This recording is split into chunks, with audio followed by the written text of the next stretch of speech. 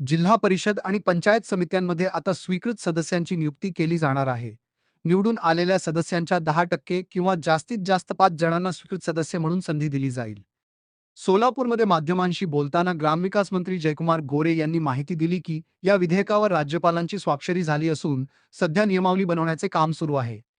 पुढील 8 ते 10 दिवसांमध्ये स्वीकृत सदस्य निवडीचा अधिकृत जी शासन निर्णय प्रसिद्ध होईल, असे मंत्र्यांनी स्पष्ट केले आहे. यासाठी जिल्हाधिकारी मान्यताप्राप्त पक्षांचे किंवा गटांचे संख्याबळ विचारात घेऊन नामनिर्देशन करतील. विशेष म्हणजे यासाठी गटनोंदणी करण्यास 9 मे पर्यंत मुदतवाढ देण्यात आली आहे. सोलापूर जिल्हा परिषदेचा विचार केला तर भाजपचे 38, राष्ट्रवादीचे 11 आणि शिवसेनेचे 8 सदस्य आहेत. या संख्याबळानुसार सोलापूर जिल्हा परिषदेत 7 स्वीकृत सदस्यांची नियुक्ती होऊ शकते, ज्यामध्ये भाजपला सर्वाधिक 4 जागा मिळण्याची शक्यता आहे. या निर्णयामुळे ग्रामीण राजकारणातील अनेक दिग्गजांना पुन्हा एकदा सत्तेत सहभागी होण्याची संधी मिळणार आहे.